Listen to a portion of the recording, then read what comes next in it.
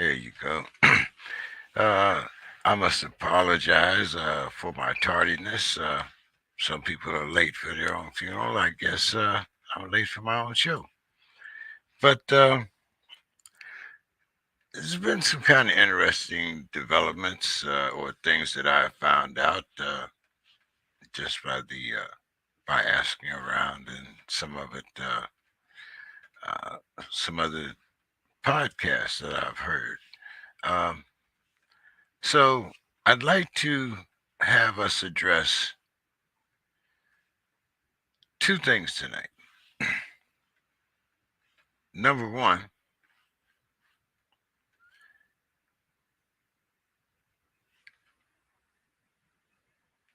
George Floyd.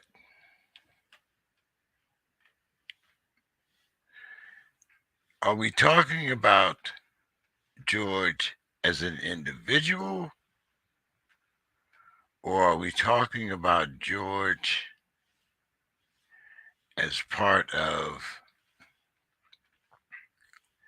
a process that has continuously plagued the state of Minnesota?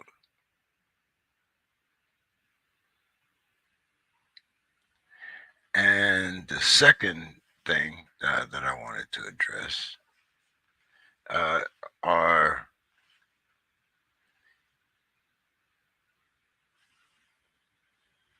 the plans for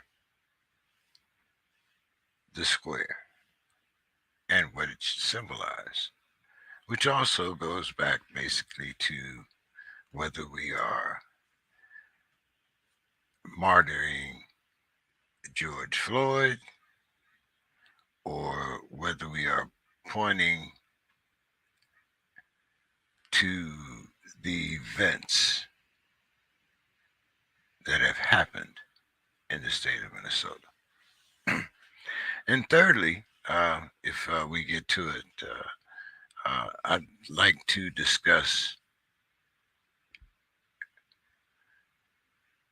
whether or not Governors Abbott and DeSantis should, at the very least, be charged under the federal kidnapping statutes, either as uh, the primary defendant or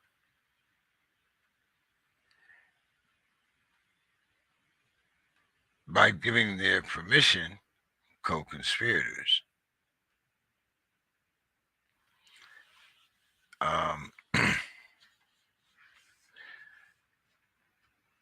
if anyone takes another person or sends another person across state lines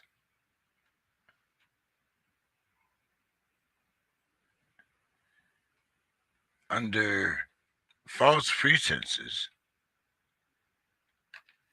this is a federal offense. So if this is true, that they're telling these people that they're going uh, to get jobs and uh, medical assistance and so forth, they're lying to these people. And these are, these are people that have already been documented, you know, that they're sending. So once again, I'm wondering about the hypocrisy of the right. Now, uh, let me stop there and get the commercial part of the business out of the way. Um, you can find us on Facebook Live. We're also on uh, YouTube. You can find the channel, like, subscribe, hit the like button, make live comments, and you can catch us on Cash App at dollar sign JE King 3. Uh, and with that, we appreciate all donations and our listeners, and we'll get back on the subject. So, the kidnapping statute. Uh,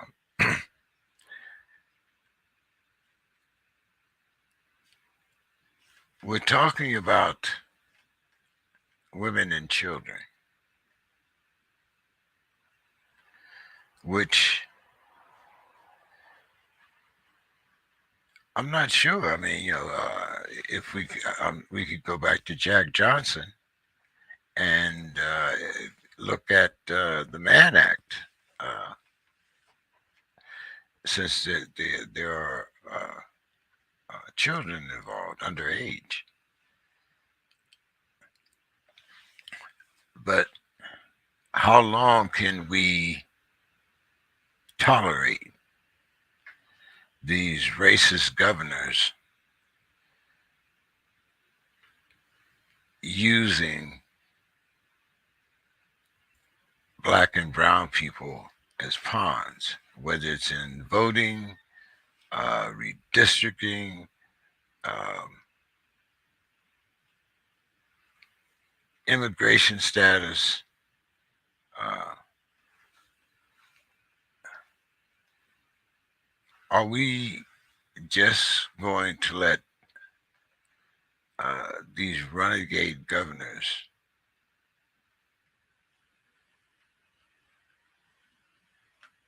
continuously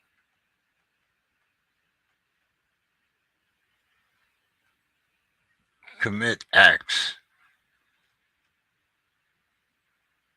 and there's no investigation, no legitimate investigation? Okay.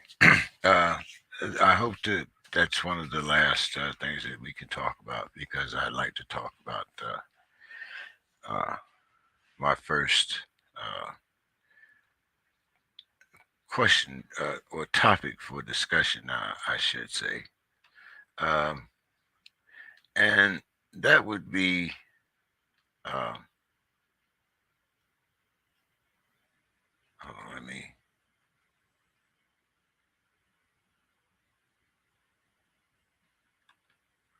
Okay. Uh, my first topic for discussion was we can all agree that George Floyd was not a model citizen. You know, he was not Dr. Martin Luther King. He was not Reverend Abernathy or any of those type of people. Um, George, from my understanding, uh, was a hustler uh, and uh, a recreational drug abuser. Um,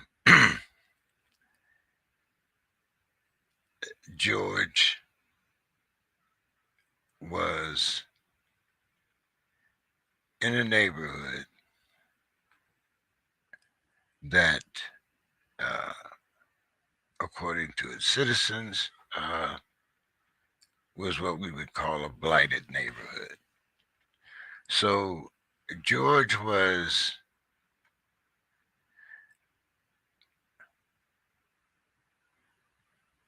shall we say, a, a product of his environment. Do we want to go into, what came first, the chicken or the egg, George or the neighborhood? Um, I I tried to get an insight onto that uh, earlier, but that part people seem to find irrelevant. But I think this is one of the problems of why we have different views on what's being done what's going to be done, and how it should be done. Now,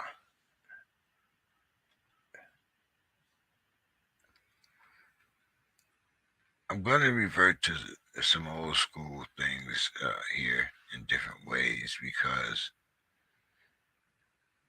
I think we have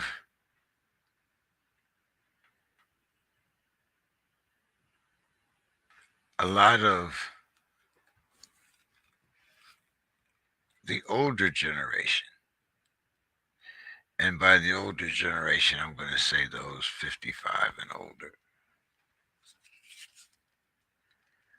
on how this problem is to be solved and how quickly it is to be solved. Now,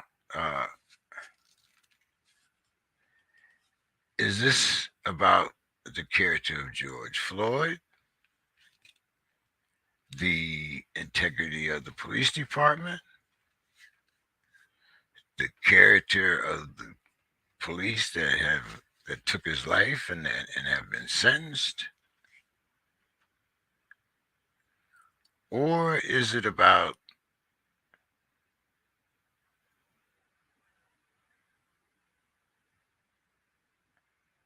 finding a common ground between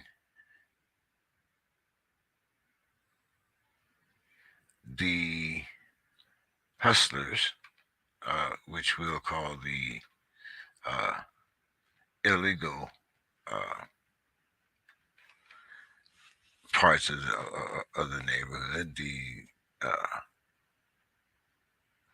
I think we'll also include the homeless and the downtrodden because I'm sure that's also a problem in that particular uh, area. And going back to Mr. Floyd uh, and the discussion of what happened, the circumstances. Now, not being a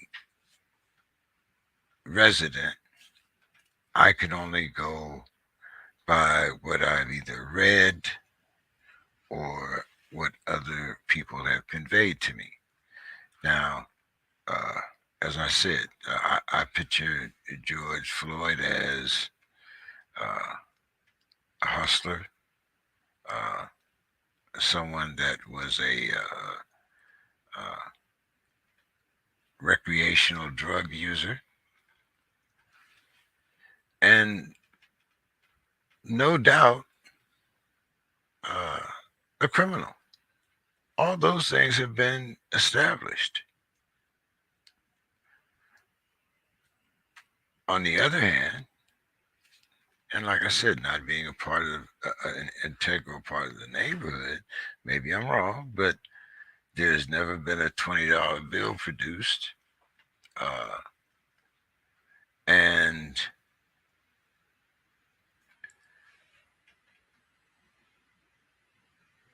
the police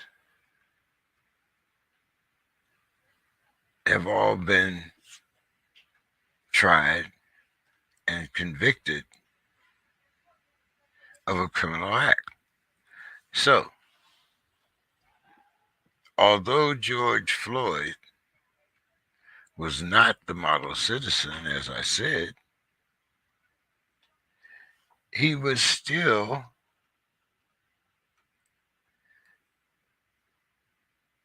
a black man whose life was taken by the police under circumstances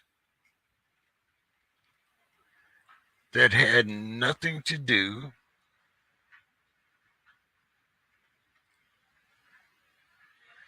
with his character, or let's say under circumstances under which he was suspected,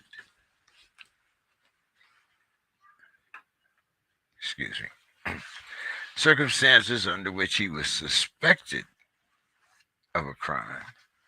And certainly, excuse me, the police had the right to place him under arrest, but they didn't have the right to kill him. Now, as I said, uh, the neighborhood existed and had this reputation before George Floyd was involved in the neighborhood. In other words, as I said before, it's like, the chicken and the egg, who came first? Well, the neighborhood came first. George Floyd and other people in Indianapolis and Minneapolis decided that this neighborhood was going to be a neighborhood of ill repute. And as I go back, we can go back to the history of the gas station. We can go back to the history of the store. If the police department or the residents of that neighborhood had made adjustments even 10 years ago,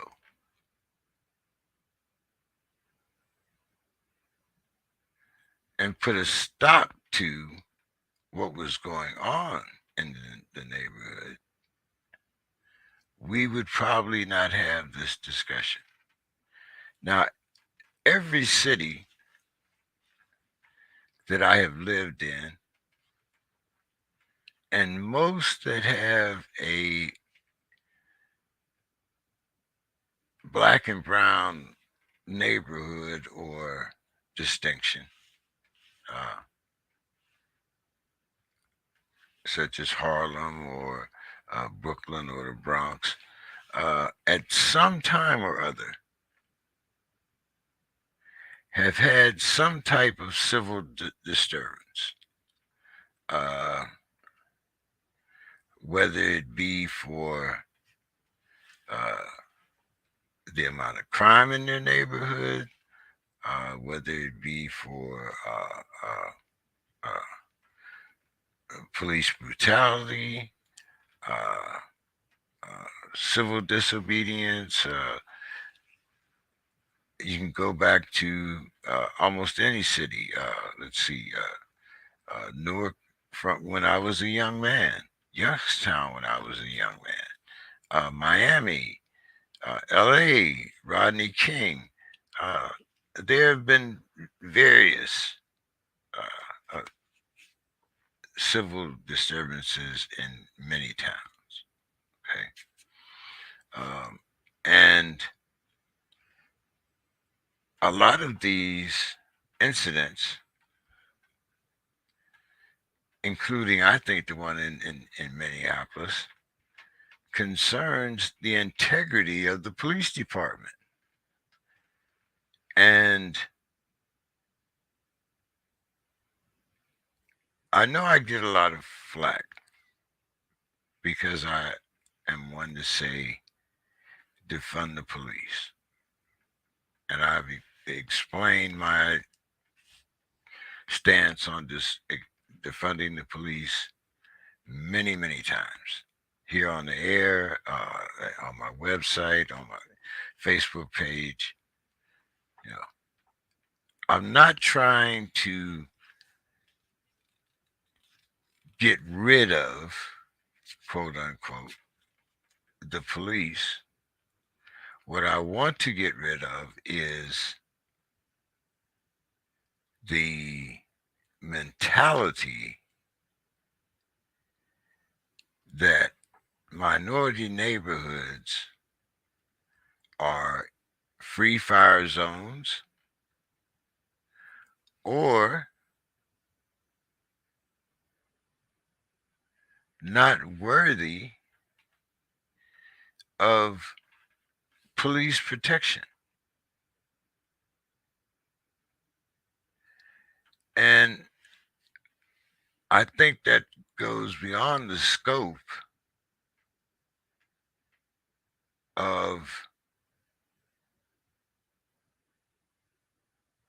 the consciousness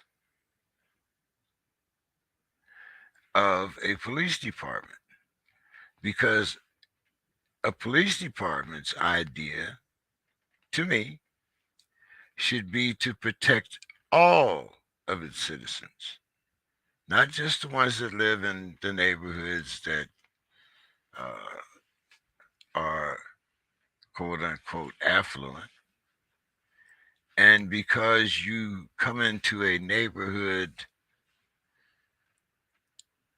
that may be blighted, you cannot assume that all of its residents are criminals or future criminals. You can't make that decision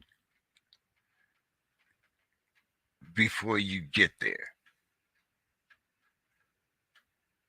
And I feel that a lot of these police departments,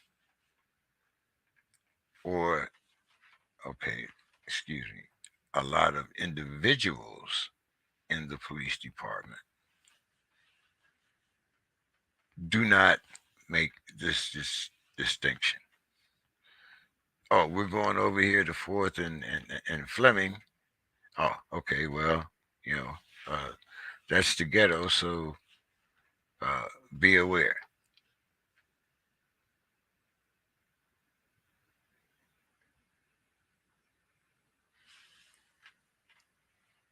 You put up things that tell you that shots are fired in the neighborhood, but you don't respond to shots being fired in the neighborhood. So why are our response times so different? The young man that was killed in his bed by police when they weren't even at the right address, nor was that young man a subject. Sounds kind of like Breonna Taylor. Hmm. Is it so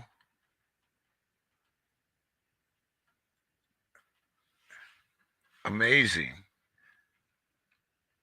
that the police in Kentucky uh, and the police in Minnesota seem to have the same perception of minorities? In other words, shoot first and ask questions later.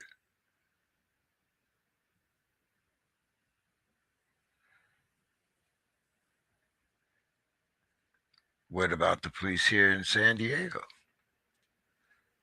Houston, Texas? Would you say that's systemic when it's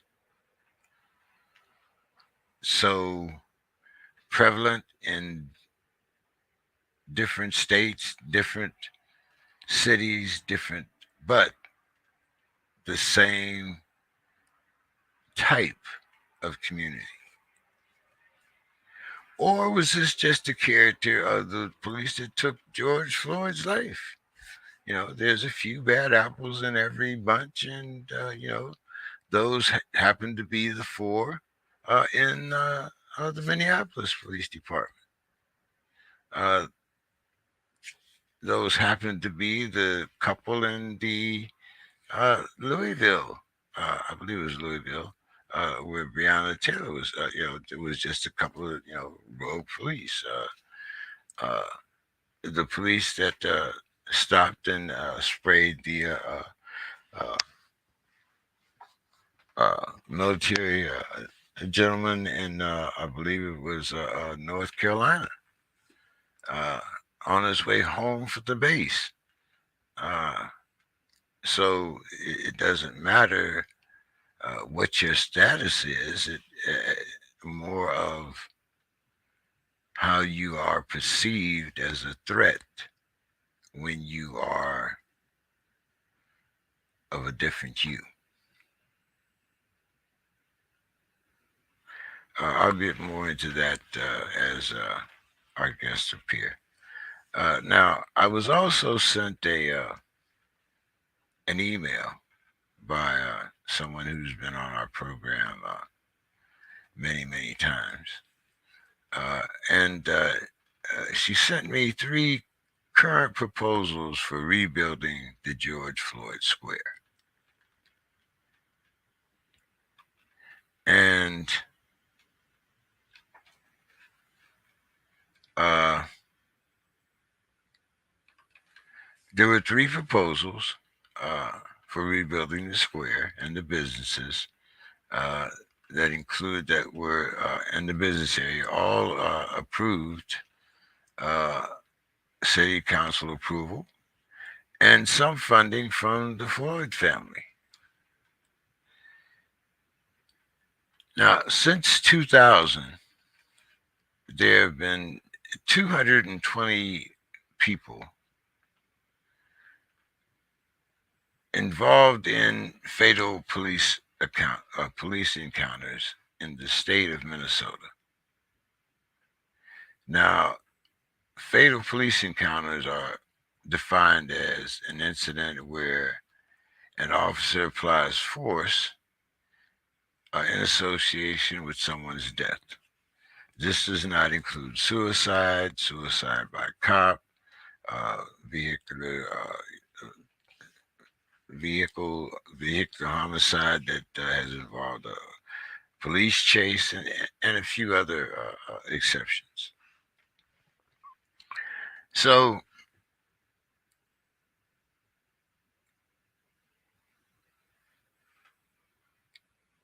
if we had or followed one of these three plans, all of which include a George Floyd memorial uh, on different locations within the uh, place itself, um, do you think that it would be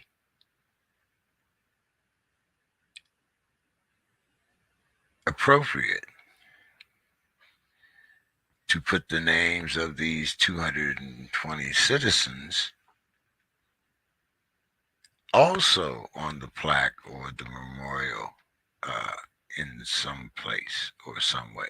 Uh, Maybe it could be, like uh, some type of recognition, a plaque or a star or something, uh, each of them representing these 220 people. Uh, these 220 include George Floyd. So if you're not acceptable to George Floyd himself, which seems to be the problem, then maybe this is a alternative. I see Dr. Casey is here, so I'm going to expect Mr. Scott here anytime. I don't know. I think there's a conspiracy theory here, but good evening, Dr. Casey. Looking very good tonight. How is everything? Oh, excuse Everything me. is going. I'm sorry. Maybe I crossed the line there. I keep forgetting. This day and age. sometimes, but yes. How are you tonight, and how's the family, and how have things been going since we talked last Monday? Everything is well. I'm not one to really complain about much, anyways. But we're all well. Okay, that's very good. Um, I was going through my little diatribe here because there's a couple of things that I'm not sure uh, how things are perceived, or whether or not maybe since I'm a pessimist, I have a very warped sense of value here. But I was listening uh, to a lot of the uh, chatter that was coming out about George Floyd. And as you know, me and Mr. Scott go through this constantly. But my question is, you know, we all know that George Floyd was not a model citizen. And in fact, probably 30 years ago, it might have been me. But is it about the character of George Floyd? Is it about the integrity of the police department? Or is it about the character of the police that took George Floyd's life? What I'm trying to get at is you know Nat Turner, Cypress Tux, a lot of people that whose name were associated with some type of rebellion. They weren't Dr. Martin Luther King or bishops or what you would call uh, in a lot of cases stand up neighborhoods. A lot of them were hustlers and people of not quite maybe some were people of ill repute or but the point being is that whether they were whatever they were, the circumstances under which their life was taken is the point, not who they were as an individual. Or am I missing something? No, you're not missing anything. I think that just in general, it those police officers don't represent all police officers, although it seems as though they do represent a large majority from what we're seeing.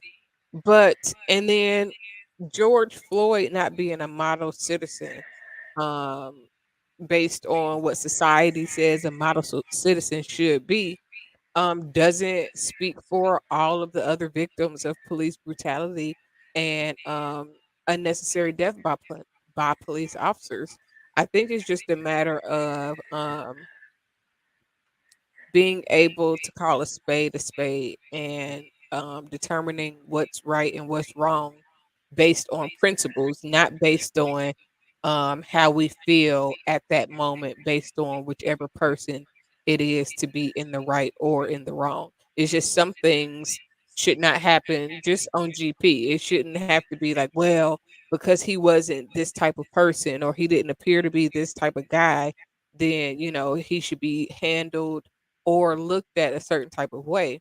And that goes the same way for when you talk about police officers, because I have a cousin that's a police officer. He actually is on the SWAT team in Cincinnati, Ohio.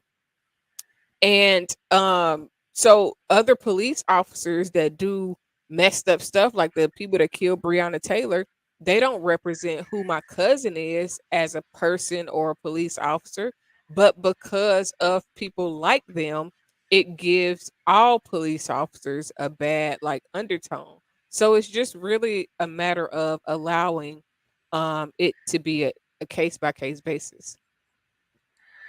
And we had a little back and forth about this last week. Uh, you know, it's kind of like a matter of, to me, the chicken or the egg. Who came first, George Floyd or the neighborhood? If you had I cleaned up the mean, neighborhood, if you had cleaned up the neighborhood 10 years ago, there might not have been a George Floyd. no, it wouldn't have been George Floyd, that person, but it would not have changed the likelihood of an incident to happen in such a way that allows somebody else to be killed. Just because you change your neighborhood, it's just like almost any movie that you think of or consider where they go back and you change time and you try to make things different, but some messed up stuff end up happening, and that happens in real life no matter what you change. I always say that when I look back at my life, I wouldn't go and change anything because changing any one small, minute thing could have changed the whole trajectory of where I would be right now today. So, just because you change something doesn't mean that the circumstances would change. It may have been not George Floyd, but it may have been somebody else up under a different circumstance, up under a different narrative. It's no way to avoid things that must happen in order for things to be exposed. I have a belief as a spiritual person that there are some instances that I believe that where people are in their heart, they know, you know what I'm saying, don't go here, they get that bad feeling. I believe we all have intuition. So I believe that people get those intuitive thoughts when they should not be doing something. Or when they just feel like maybe I should wait or maybe, I should do something different. It's just a matter of do we listen to those thoughts? I You got think your neighbor that's cutting grass. no. He's well, actually, I do have the gardener in, but that's he's doing his blower now. Uh, that's something I cannot. Hold on.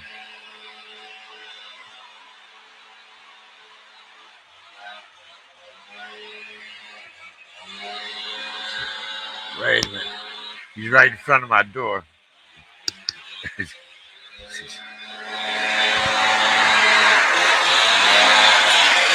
Roberto! Roberto! Roberto!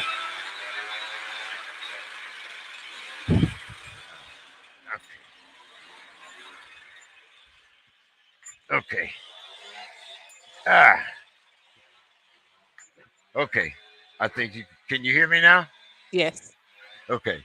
Uh, no, but uh, so once again, I'm going to kind of get off the subject here because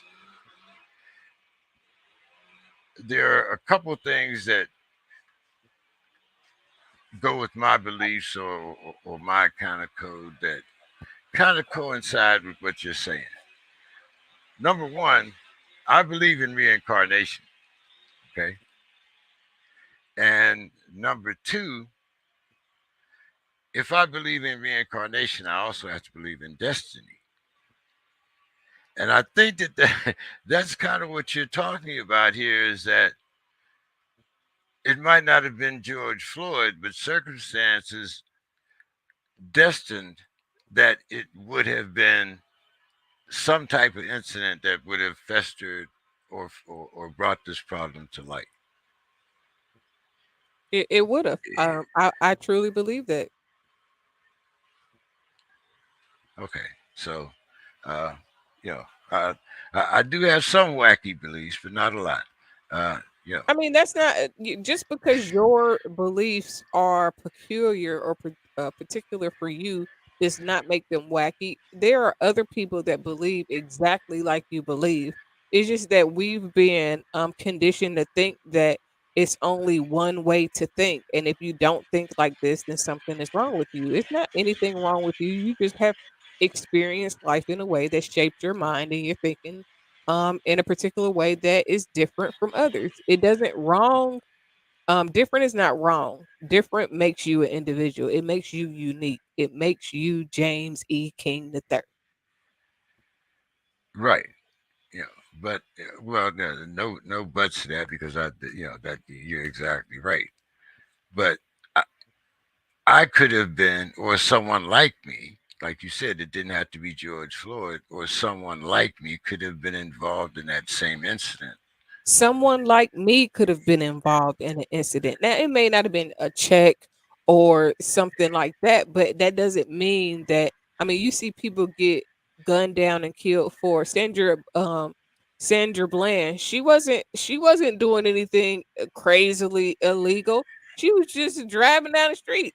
Might not have put on a turning signal or something so petty to where she should not have been killed the way that she was killed. Um, it's so many people that Philandro, he wasn't doing anything outrageously abnormal or crazy. He wasn't, you know what I'm saying? He didn't even present a real threat, especially when you tell them what's going on. But this incident still happened. There are people, it's some of these people with having mental dilemmas and mental breakdowns that get killed. They're not doing anything wrong. They're just in a situation at a particular time where officer doesn't know how to handle what's going on, and then they panic. And whenever a person panics, especially when they panic and they're armed, it's never going to be a good outcome. Yeah, that, that, that's one of the reasons why I shy away from, and I know, like you say, you're a gun owner, so but you know, and I understand that also. But like I said, it circumstances, like you said, it could have been you or someone else. Circumstances, I think it's circumstances and the fear of people of color. And I'm not saying it just doesn't happen to uh, Caucasians, but what I am saying is that it's more likely, if you're a person of color, be you female or male, that circumstances and your particular hue sometimes tend to dictate the actions more than the incident. I mean, Like when you're like like, dealing with like you said, like the lady that was just driving home. You know, I mean, like, when you think about police officers, when I think about the police, I think about how we were trained in the military to go into war because they are trained with that level of intensity. And then add on top of there, any stories that your colleagues might tell you about how this might have happened or how that might have happened. And then add on top where you have racist connotations from lieutenants or chiefs or other people that's like, yeah, we didn't shut up these, you know what I'm saying? So we didn't did this so many times, it's easy to get away with it. When you and then add on top of that, knowing the law that really gives you an out if you just say that somebody did something to make you feel threatened. I mean, it's a lot of narratives that go on top of each other and play a part into the mindset. But you're dealing with people who eventually, if they don't start out with it, eventually have a post traumatic stress disorder. Post traumatic stress is not exclusive to something being in an extreme dilemma. It is also when you are threatened with being in something crazy. So if a police officer see some police get killed, now he's got a sense of PTSD because one of his friends might have got killed by somebody. Somebody might have, you know what I'm saying, or a colleague. It might not even be nobody in the state, but knowing that stuff like that happens, it will make you more defensive. Now, some of these people are just scared of black people. Some of them are really racist and the badge is just what they do for a living and they're itching for an opportunity to shoot somebody. Some of them are have been bullied. You have all type of instances of what makes a person become a police officer and what can make them mentally or emotionally unstable to be fit for that job. Now it's almost like if you join the military and you get past the entrance exam at the MEPS, But you get in there and they realize that something else is wrong with you, medically wrong with you, that could hinder your ability to work. 9 times out of 10, unless it's something that's like life or death right then and right there, they are not going to put you out the army. They're going to try to help you get to where you need to be. They're going to give you whatever medications or whatever the things you need to do to adjust for you to be able to continue on with what you signed up for.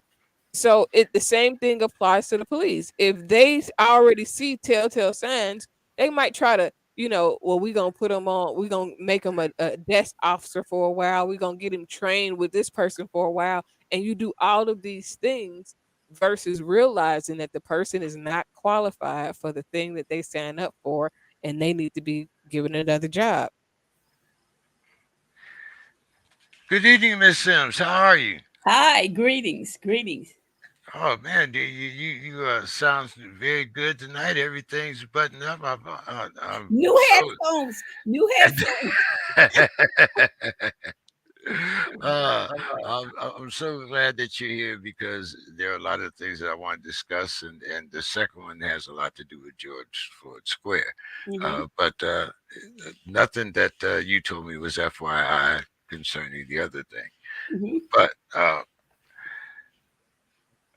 once again, I was listening to some podcasts from your your city, uh, Mr. Scott, and not just Mr. Scott, but some others Hmm. that have podcasts. And one of the things that kind of uh,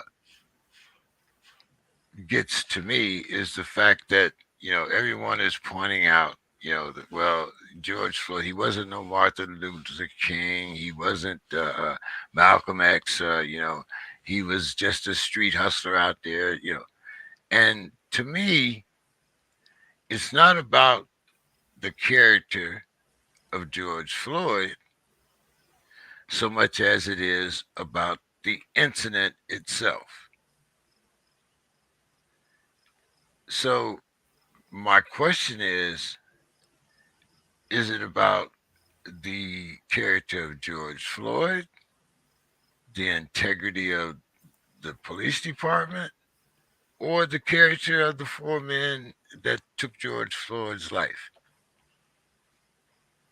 Um, I understand what you're saying, and if whoever you're speaking to or with, if if they can deflect the real topic of conversation, that's what they'll do, especially if they're politicians. So they will go to George Floyd's character, his like maybe negative experiences, etc., etc. But that's just a deflection of answering, really answering and sticking to the main issue, which is their behavior towards this human being.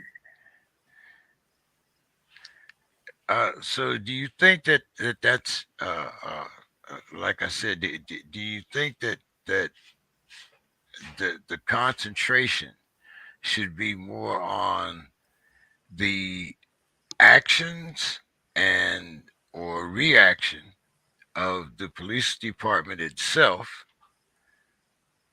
uh, or uh, should we be more concentrating on uh, cleaning up the neighborhood and bringing uh, pride back into that neighborhood through interaction with the people of the neighborhood and a combination of interactions with the police department, or at least whoever is responsible for enforcing the law within our neighborhoods? It's all interrelated. What you're speaking of, it's all interrelated. The one thing that's missing from this conversation is George Floyd, because he's dead and no longer with us, and so we are left. What is still hanging out there is the behavior of the police department, the behavior of the community, people's behaviors, that hasn't been fully dealt with yet. Although the legal issues, some of the legal issues in regards to the um, trial regarding the persons who killed him, that has been dealt with. But as I'm subscribed to the Minnesota page that gives you updates on courts, and Chavez's people and other things are still out there trying to get him out and off and out of there, and so they haven't given up trying getting this fellow out of prison. So we are left with the negative, a lot of the negative behaviors of the police, the negative uh, destruction of the community in that area that still isn't dealt with, and it still allows people to go in and raise questions like you're doing and still get deflections from that. So it hasn't really, um, as I said before, it hasn't really been dealt with to the fullest extent that it should be. Okay, now I want to kind of get into a chicken and egg comparison here because what what came first? The blight of the neighborhood, which brought people like George Floyd into that neighborhood, and has caused the blight of that neighborhood, or was it indifference on the part of the neighborhood, or perhaps like as we always talk about, because of the real estate values, or redlining, or maybe different, the homeless situation. Maybe some of those things contribute to the downfall of the neighborhood. But was George Floyd a product of the neighborhood, or was George Floyd part of the problem of the neighborhood? The problems of the neighborhood existed well before George Floyd Oh, came to Minneapolis. okay, okay. If you remember, he's from Texas, I believe, from Texas. Uh, and so that neighborhood, South Minneapolis, exists, and its conditions and negative things that went on before he came existed while he was there, and it still exists. So that's an easy answer. The neighborhood was in a deterioration state before he came. And some of that was due to, here again, the behavior of people who are already here and supposedly uh, the politicians, the decision makers, were making decisions regarding that area, or not making decisions regarding that area that help create even more um, negative conditions of that neighborhood. And I want to make the distinction between the people of that neighborhood versus the physical and the political conditions that existed in that environment of the neighborhood, because I can't discount everybody that lives in that neighborhood as being negative and doing negative things. That would be ludicrous for me or anybody else to say that, because Mrs. Scott lives in that neighborhood, I believe. I don't see anything negative in his character that would, bring down that neighborhood. And so I think we need to keep things in its proper perspective in dealing with what we're left with to deal with. And because it would be tragic if we don't deal with what's out there to deal with. Now, uh, you sent me three proposals for Hmm. For the George Floyd Square, and all of them included some memorial to George, as well as a plan to revive the business area and kind of take the neighborhood back. Uh, and um, I'm wondering if and all of the ones that you sent me had either what was it, city approval or the approval of the Floyd family, and the Floyd family was to make a certain donation or something. I I I don't remember all the details. I read through it, but I didn't study what's out there. But I know before I retired from my position as a community organizer with Micah, this was a year or so ago. We were working with some of the businesses of that area in regards to they couldn't get, or they were missing out on financial opportunities to re- reinvent that neighborhood. They were really waiting and eager um, to improve that neighborhood, to rebuild that neighborhood, and they were struggling um, because of some decisions that were being made that didn't include them. And so I can remember my director, and I attended a few meetings, and they were really struggling. A lot of them were black businesses and Somali businesses and things like that. But whatever businesses that were there was a concern that they didn't want that Yeah. neighborhood to See, remain. yeah. All right. Uh, had to get take care of my gardener there. Uh, So they were ready and willing to do whatever it took. Over a year or so, maybe a year after Floyd's death, and whatever, they were really eager and waiting to improve that neighborhood. They did not want it to remain and continue to go down, not only for themselves, but the businesses and the community. They were struggling to get the funds necessary or qualifying for the funds that other neighborhoods uh, got to improve uh, the area. And the time that I stopped attending the meetings, they were still trying to get like the city council persons to meet with them and the business associations. So I'm not sure at this point where things are regarding that particular issue. And I guess I could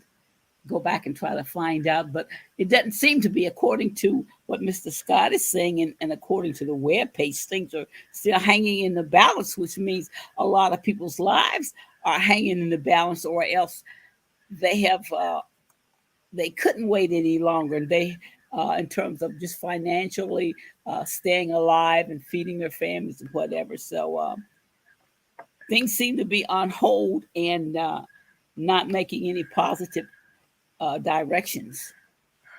do you think that since 2000 there have been 220 incidents where police officers have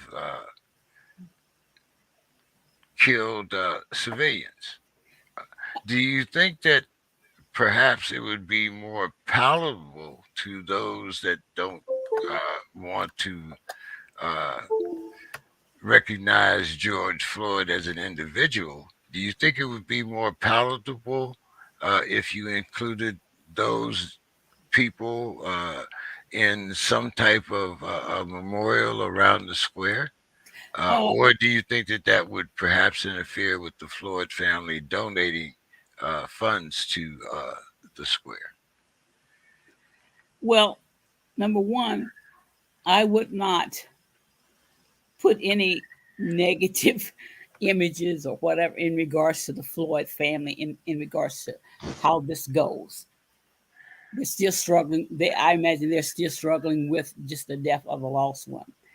But if you remember last week, I was suggesting something like that you're just saying like right now. I think that there should be included something like the Vietnam Wall in Washington. It's a real simple thing with names of people, things like that. And sure, uh, that would be something like this, something visible. Remember, I said something visible for people to see, and for the something like that, in addition to other things, but something visible out there for people to see, and to have the city kind of admit this is what not to do.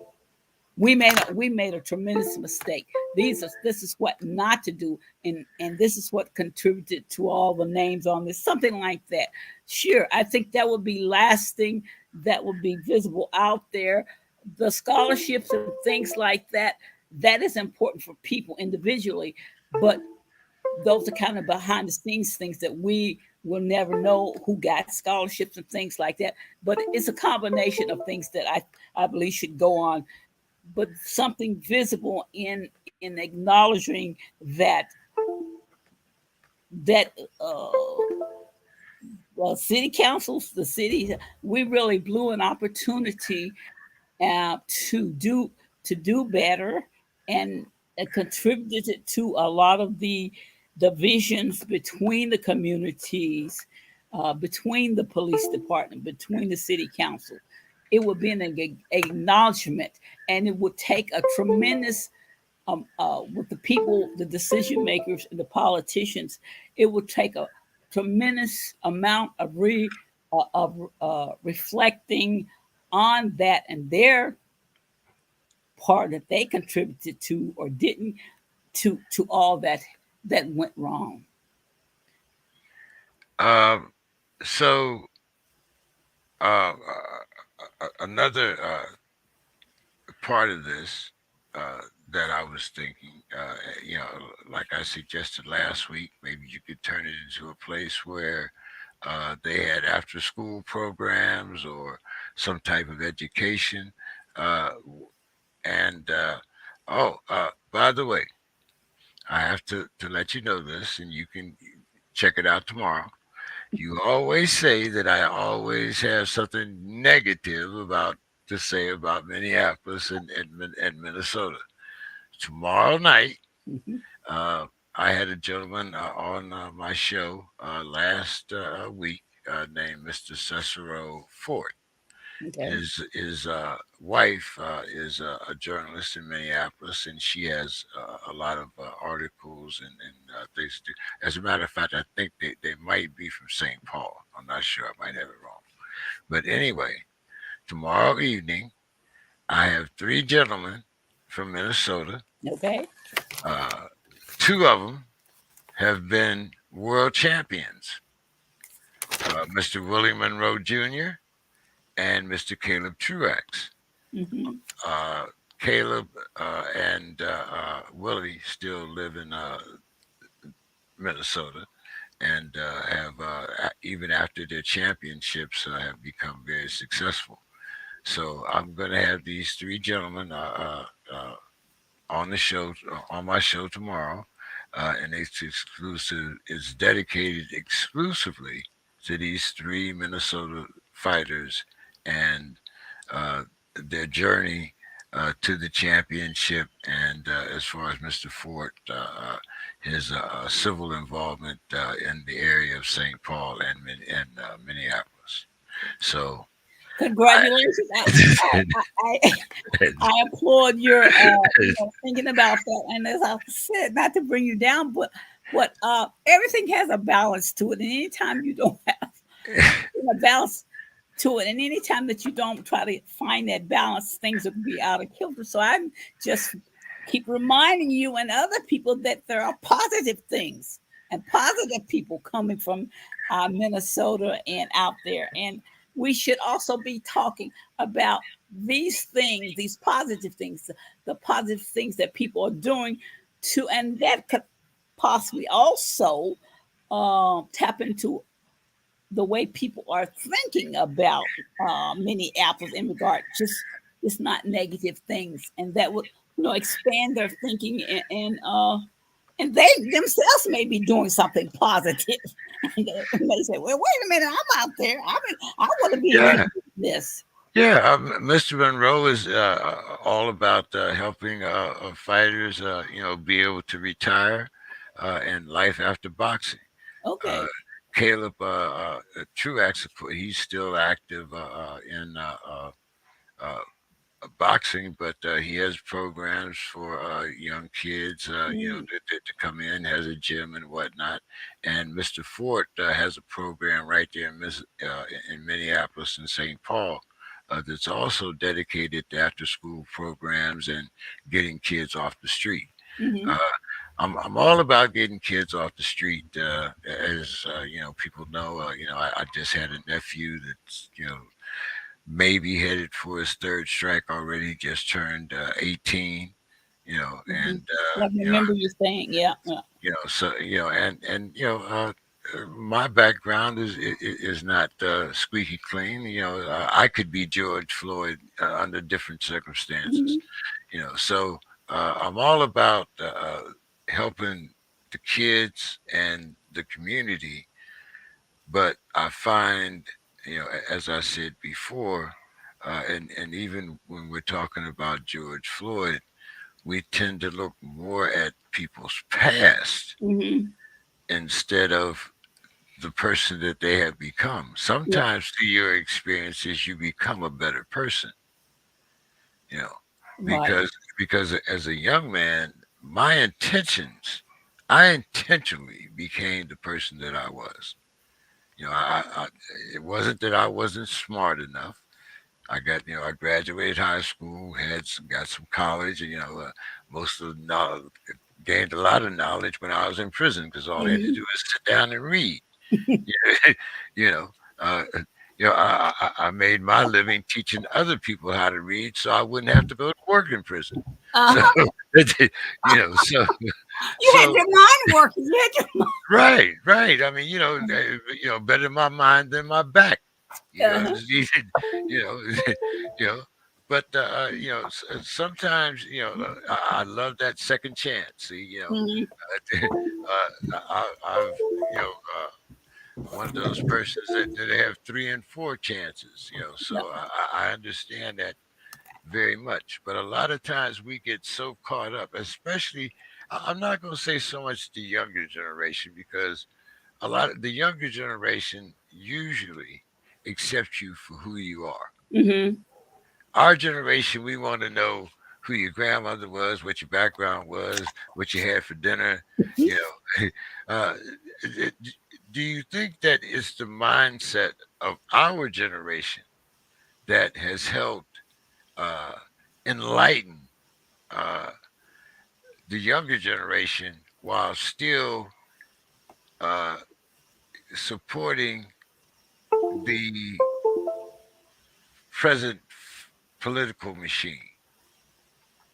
Well, I think it's all interrelated because just as a people and that exist, we can't help but pass some knowledge down just for the survival of our legacy, people that are left, and so all that plays into it, and a lot of the things that sometimes that you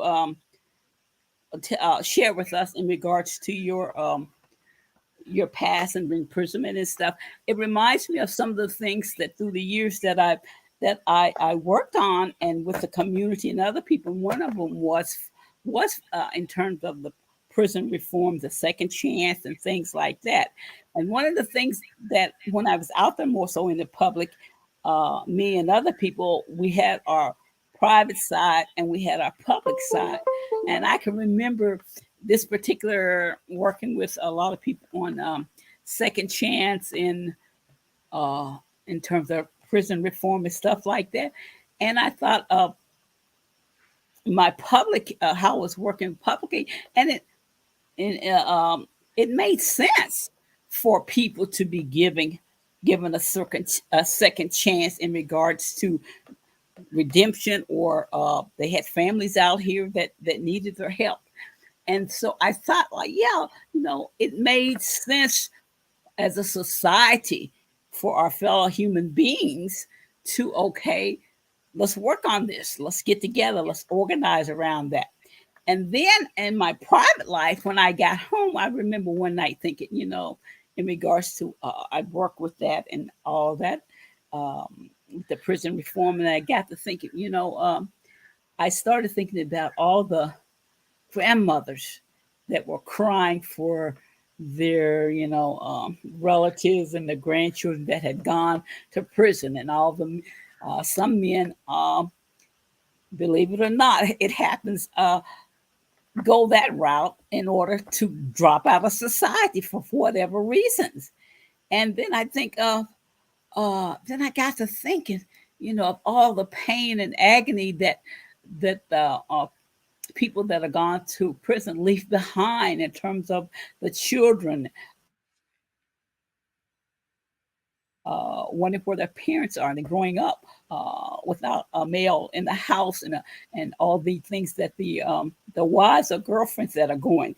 And so the more I thought along that lines, probably it agitated me, and I said, "You damn Skippy, yeah, uh, uh, these men should be out and get a second chance. And I'm going to be standing there at the prison door when they come out, and I'm going to say to them, here's the key to your apartment. There's the bus over there to take you to your job. Now you fall back into society and take care of business. And we need you. Your family needs you, and things like that. And so that's one of the areas that that I always think about, and the total picture of what's going on in regards to people's lives and things like that. Uh, yeah, as I said, someone that's been afforded many chances, and a lot of that is due to the fact that I can read, Mm-hmm. that I have some sense of education, and I think that's another thing that has been lost in our community when I speak to my nephews and some of the younger ones in my family that have, either dropped out of school or are delinquent or, as I said, my nephew, Mm-hmm. and I think that there is, because of all of these different devices, Right. tablets, be they tablets, computers, telephone, or whatever. I think that these things have, while contributing to the technology of our society, have also hindered our society in the fact that people don't feel that it's necessary for you to be educated when everything is already presented to you instantaneously. You can find it on YouTube, you can find it on TikTok, you can find it on uh, whatever website or whatever particular political or spiritual beliefs that you have. Do Mm-hmm. you think that is also a cause of our uh, lack of education today? Here again, it's kind of interrelated. I can remember at one point working with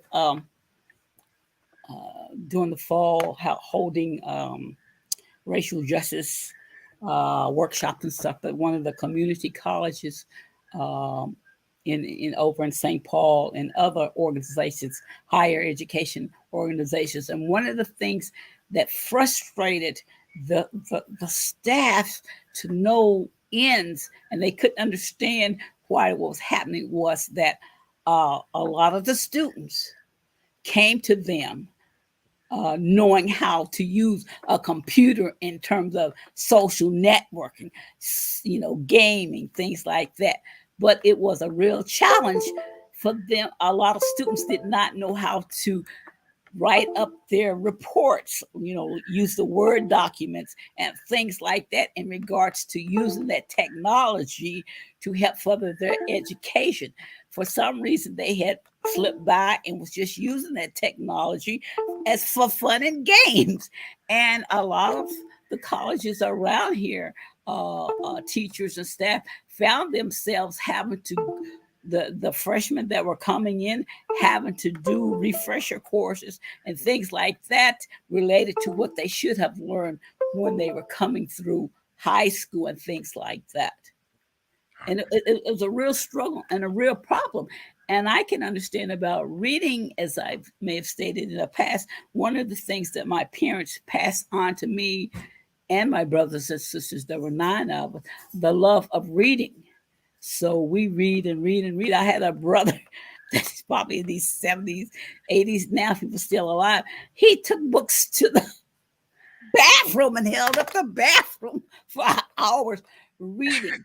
I learned to read. I taught my children to read before they went to kindergarten. I started two and a half with my son, and about 3 years old with my daughter. So by the time they got to kindergarten, first grade, they were reading at a like a third grade level, which, believe it or not, presented a problem for a lot of the teachers because the teachers didn't know what to do with them because they were kind of ahead of the norm. They weren't geniuses or anything like that. They just knew how to read and think along those lines. So what happened?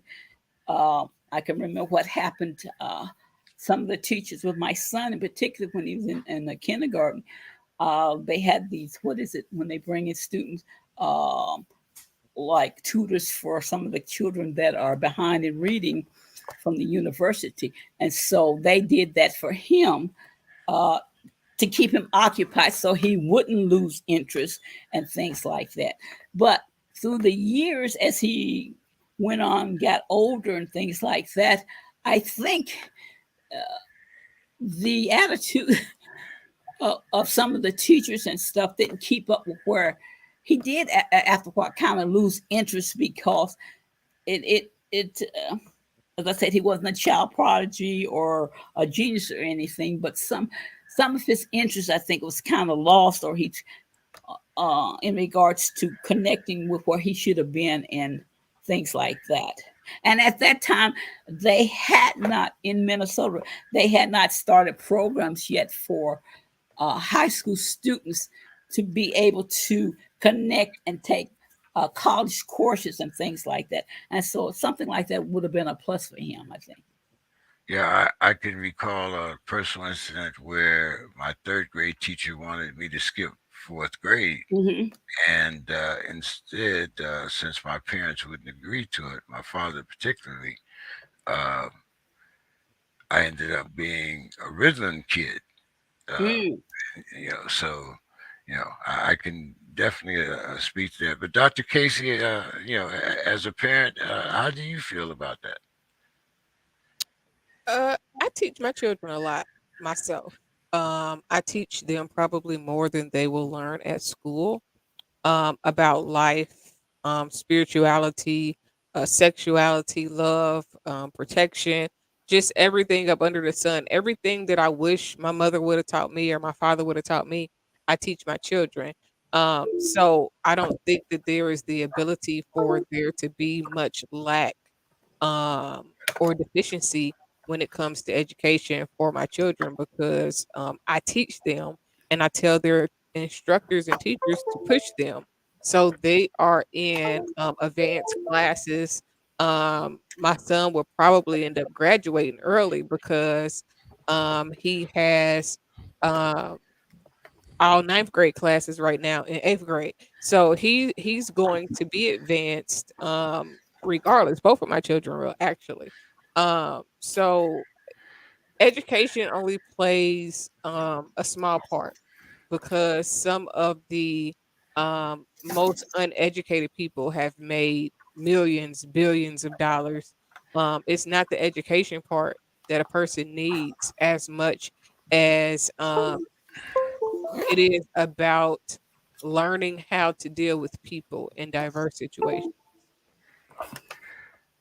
Um, do you or have you run into any teachers that say your kids are too smart? Uh, no. It's not common that a teacher would say a child is too smart.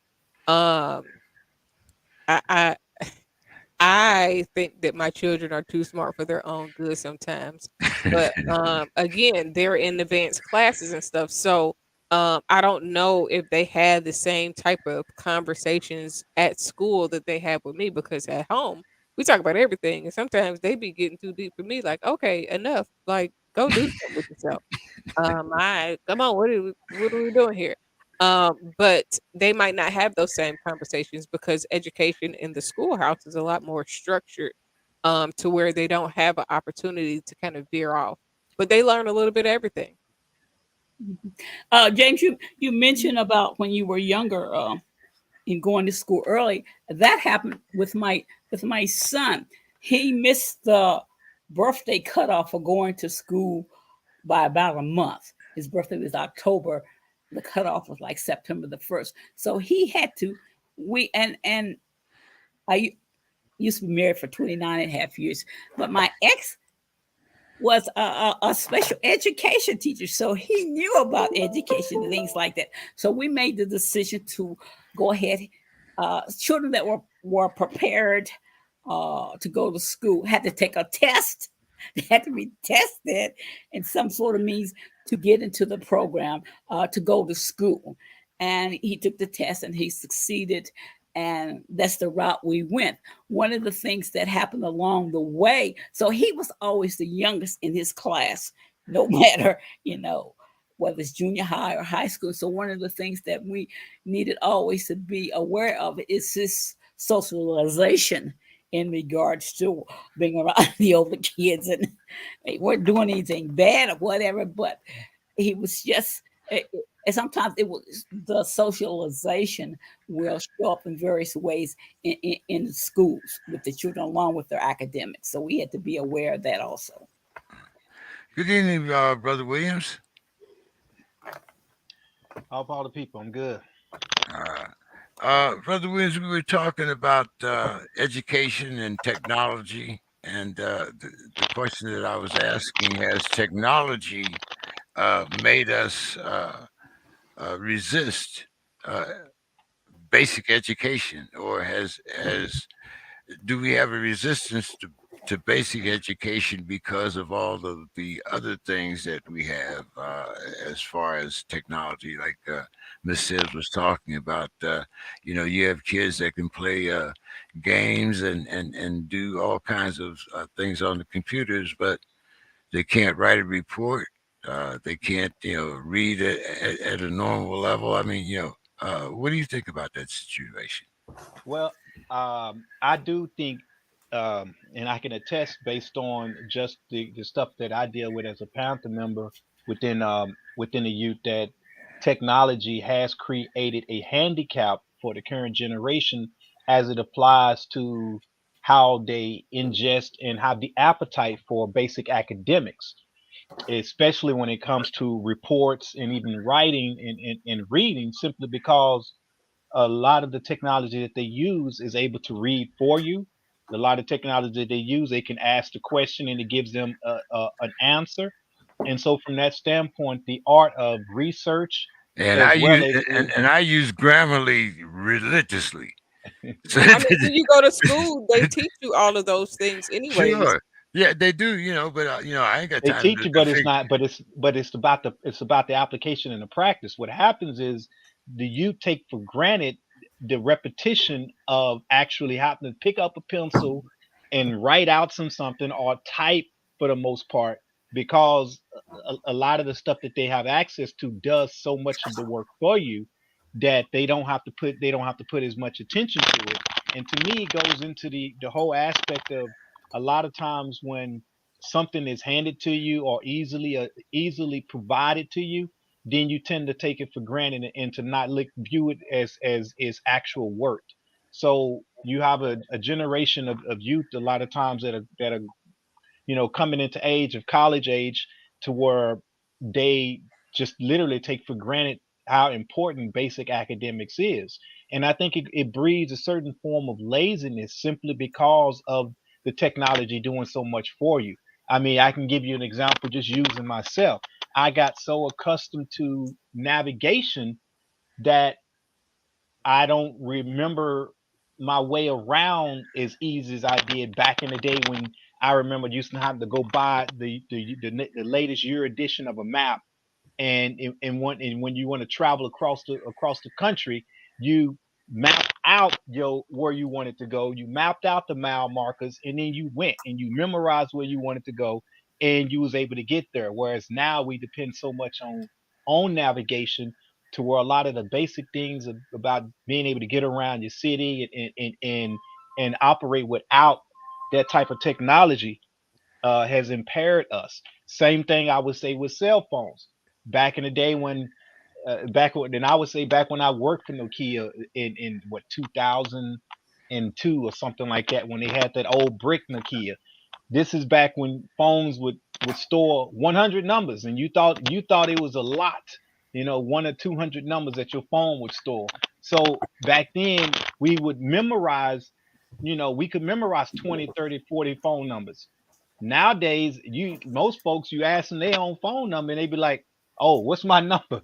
They have to look at their own phone to figure out what their number is because they can't even tell you what their phone number is, yet alone someone else's phone number.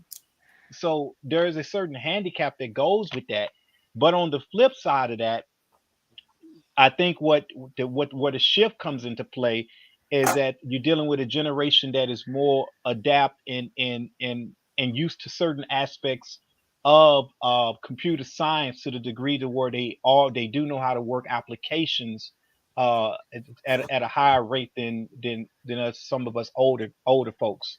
So there's a trade off, and I think the biggest issue with that trade off is being able to address a balance that will allow them to um, be a benefit to society and a benefit to some type of field of study or science, and at the same time higher education, not take higher education for granted, and recognize the importance moving forward of their academics, and to just always stay into practice of the things that we tend to let technology do for us. I Now, don't disagree with you much. Much. I don't like I normally like, yeah, whatever he Oh, we got said. to fight. Good. But in this one, I think one, you pointed out how certain technology can make you lazy. But if you really look at it, the people that are considered lazy normally find better and different ways to make work easier.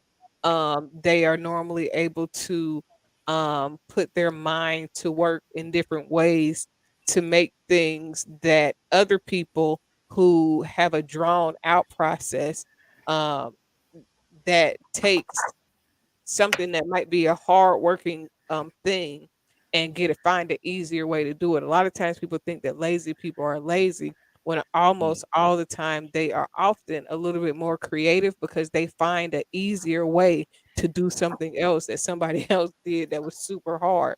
And then which kind of reiterates the working smarter, not harder thing, because it's a lot of things that when we talk about academics in particular, um, this is a structured set of lessons that have been put in place to teach you things that the system wants you to know. So if we're trying to learn how to navigate the system, it's one thing. But if you're trying to um, I don't know if I want to say outsmart the system or create a new system, then what's in place is not always the best things. These are the things that are going to work for how they want you to work. It's almost like when you think about college, college wasn't originally made for black people to attend. College was made for the white people who were going to be lording over the black people,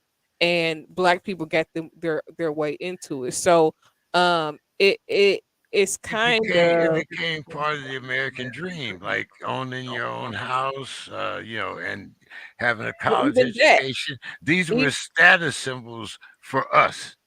But they're status symbols because society says that they should be, not because Right, 'cause it's some people right, that's in the street right now that ain't never finished them grade school that can out count and outsmart people that hadn't been into college, and only thing they are book smart. They can right. read and say stuff like repetitively, but in the repetition of it, but they don't know anything about what it is that they're really saying. They're just, it's almost like a person that can quote scriptures all day. You can go and you can quote it all day long, but how Right. do you apply the Right. information? Can I Um get an and, amen, Mister? and so even like, because I don't read a lot of books. I don't have time to sit down and read books. I got other things that I'm doing. So normally I listen to audiobooks. I actually Yeah. prayed for audiobooks before audiobooks was a thing. I was like, man, they need to make this where I can do audiobooks Hey, because you know, I got other things I need to do. audio books and Grammarly. I got. Hey, I plead guilty. You know. And even with that, it allows you to consume more information at a higher rate of speed within I'll say within the last 5 years or so. I have read over 100, I think it's 140 books that have been read to me. Now that don't mean I don't know how to read, but if there is an easier way to get something done, then why do we keep wanting to um But- make do the hard part of it? And like I can say that I suffer from this kind of bad, and I say suffer from it because I was like this even when I went to school for accounting, and it was so um mind-boggling to me to learn how to do accounting when they have QuickBooks. And I was like, well, why this does not why am I doing it like this when QuickBooks exists? I might as well use QuickBooks because QuickBooks like why are we doing it like so I mean now I agree that there are some disadvantages to technology. However, as the world evolves, I don't think we'll ever get back to a point to where education, um, to a certain extent, is that important. Aside from learning to manipulate the system as as it has been created, but at some point, when you look at how jaded the education system is, I don't think that we're getting what we think we're getting. We're not getting what it's costing because a lot of people are hundreds of thousands of dollars in student loan debt, and they can't show nothing for it. They done did all the school, they done did all the academics, and they can't get a job for everything that they didn't went to school for. So I don't know if it's as top tier as it once was when it was rare, maybe, but it's not rare now. I mean, you can go and pay somebody to write college papers if if you got the money for it. Yeah, well, you could. There's another application now, Dr. Casey, called Blinkit that gives you a 15-minute synopsis of almost any book that you that I you mean, want. I mean, Yeah. So I mean, like you said, like someone probably looked at audio books and said, "Hey, I can do this easier." You know, mhm. uh, it doesn't give you the. I mean, but once again, it's somebody else reading the book and it's their interpretation. I mean, So we're not still churning butter by hand. I mean, right, right, yeah, hey, Well, so let me elaborate a little bit. Okay, one of the things that we require recruits to do coming into the Panther Party is we have, and without giving too much information away on a public forum, we have a typically a 6 week training class course. Within that 6 weeks, every week, the membership are required to give a report on their take on a specific aspect of what they received their training on, and you'll be surprised on the turnaround in terms of how we may start off with 20 and end up with 4 by the end of the cycle, simply because of having to write 2-page reports every week, and referencing specific books that they have to study and read.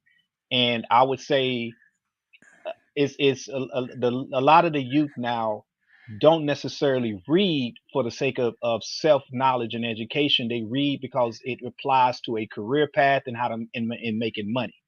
And when a person finds out that if you want to be involved in community activism, if you want to be involved in political activism, that you have to be more studied than what you're getting in your basic education to just get you out of high school, or even a lot of times what some of the stuff you learned in college. I'm talking about people that were part of the black student unions, sometimes even dropping out because they don't feel, they just don't want to put in the work, and then when they find out that you have this prerequisite of things that you should know as you get involved, the numbers start dropping. And so, and I've heard all kinds of excuses that people will make up simply because they don't want to write a report. And I'm talking about type out a report. It don't have to be handwritten. I prefer type because I can understand what a lot of people write. But the point being, and I agree with you in terms of being innovative and listening to audiobooks. That's fantastic. But I don't think too many of our people take advantage of those situations that should. And a lot of times, what I'm saying is, I think basic academics gets taken for granted unless, of course, whatever line of work or career path you take causes you to have to use a lot of these skills in order to move forward. But I mean, well, when you look at the grand scheme of success, visible success, I don't think I'm not sure if Bill Gates got a college education. Warren Buffett might not have a college education. You talking about a whole lot of people now. They are not black, but there are black people that have reached great success without a college education. And a lot of times, um, now I've gone to college, so I think that there is some good in it because you are learning. um it allows you to learn what I would term loopholes, because when you know the right way to do things, then you know when something is done wrong. You can point it out. The loophole is not some tricky something. It's just actually knowing exactly what it's supposed to be, because a lot of people get over because they know more than you, and they lean on the fact that you don't know enough, mhm, so you won't call their bluff. And a lot of people are seeing that a lot of successful people are not educated. Like the most successful people are the people that know how to hire people that went to college, not the people that went to college. correct, correct. Uh, Miss Sims, I think that is something that is more particular to our generation. Like I said, part of our American dream. You know, the house, the car, the good job, going to college. All those were success symbols of our generation. Uh, do you think that maybe this new generation has developed more goals that are more common sense to their generation? Because I mean, as I said, now you find a lot of kids or students that are uh, not necessarily going to have the jobs that when they come out of school, or as Dr. Casey said, you go to school for 4 years and you can't find a job. But the younger generation depends more upon innovation and interaction than I would say, whereas we depended upon education and uh, I want to call it a false sense of accomplishment, but that might be too harsh.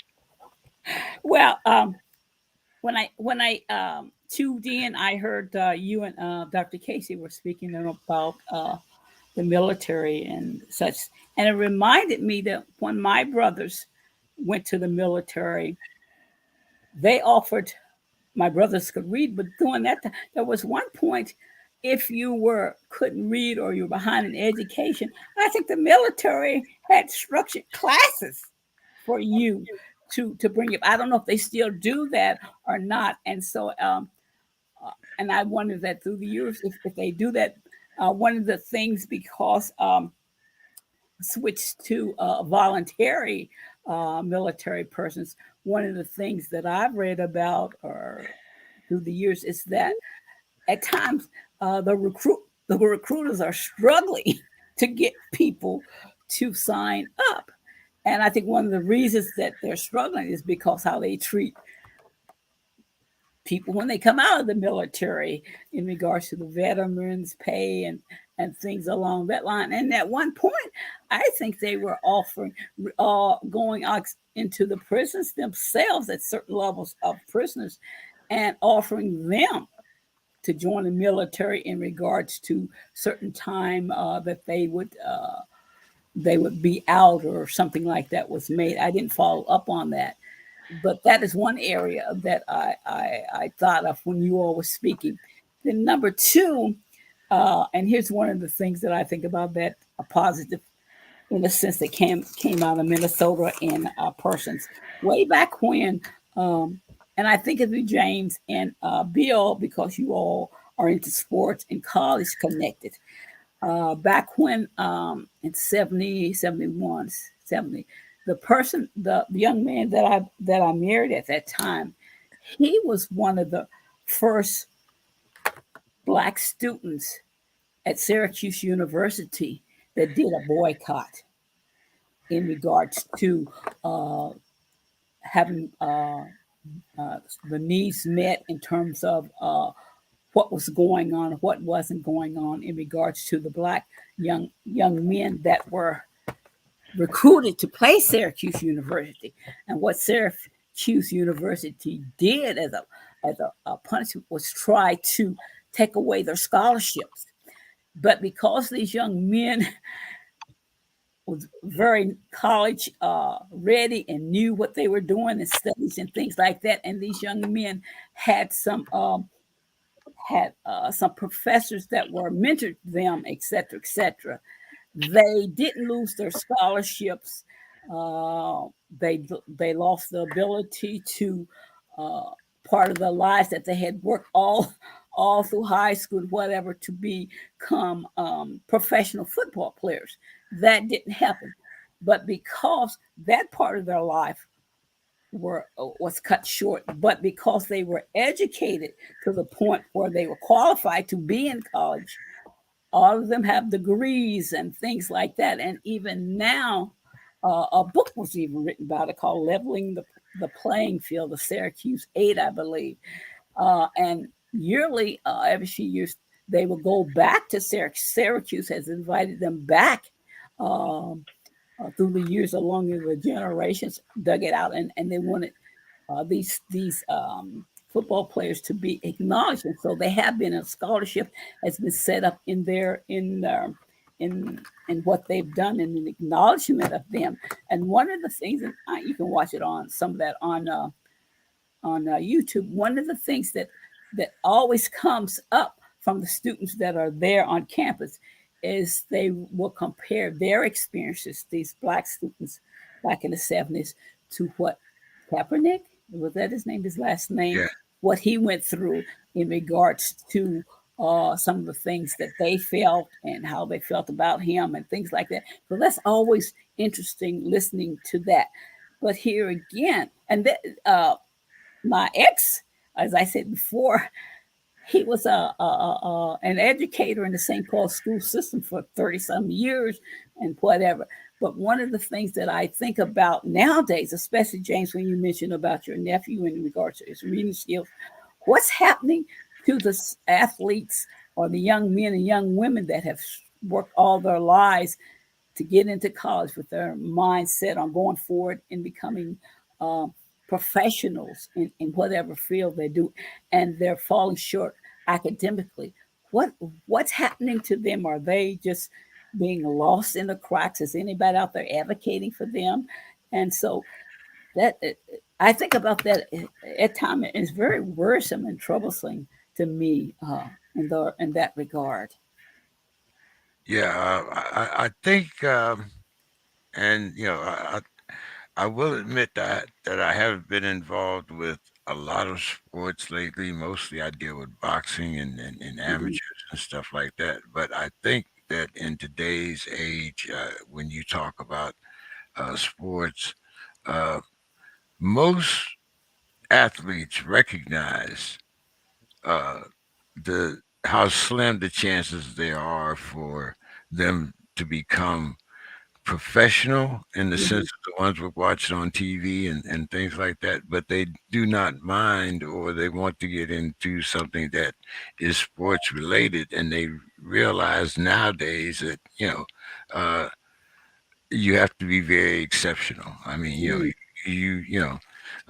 the average basketball player now is what, 6'7", 6'8". so there's a difference. But the last thing that I kind of want to address before we leave is what the governor of Texas and the governor of Florida are doing, shipping immigrants to different cities.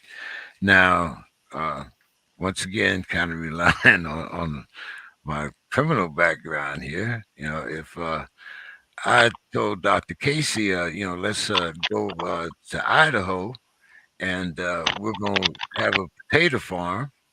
And I took her there and, decided that maybe we were going to raise cows instead or something else. In other words, if I give her a false sense of security of going across state lines and then I do not fulfill my end of the bargain, then it's possible that I could be charged with kidnapping or aiding and abetting a kidnapping. So, do you think that these governors, and speaking in specifically of the governor of Texas and DeSantis, the governor of Florida, uh, should be culpable for misrepresenting uh, to these immigrants where they are going and why they're going there? Brother Williams, what do you think about that?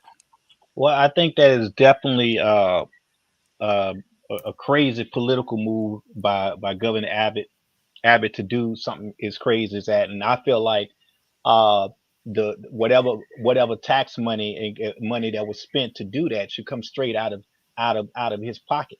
I think he should be sued for doing what he did.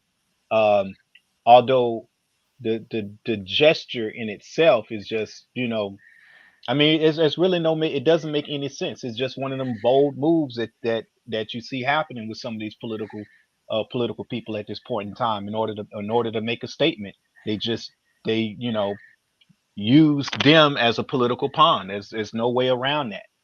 And I think he need to pay for that. Really do. Both need to pay for that mess. That's crazy. Dr. Casey, I mean, I might be wrong, but I didn't see any Ukrainians in there or, Right. any, the Europeans. I mean, maybe it's just me. Maybe I wasn't looking in the right place. See It's only that so much you lost can word. say. I mean, yeah, because Lost word. it's definitely crazy for them to send strangers to people's homes, or just to send them random places, period, because um that's traumatic for the people, the individuals, to turn up somewhere that they're not wanted. I mean, they're already struggling to get here, but then to go and to just be dropped off like at the vice president's house, like what the hell? What the hell? Like, what am I supposed to do once you drop me off here? Because it's like being dropped off in the middle of nowhere. What are you sending them there to do? What point are you trying to make? Um, that's not gonna make the border close. That's not gonna make illegal immigrants stop coming to the United States. It's just showing that they're assholes, to be completely Yeah. honest. That's Exactly. all it is showing. It's showing, but on the political sense of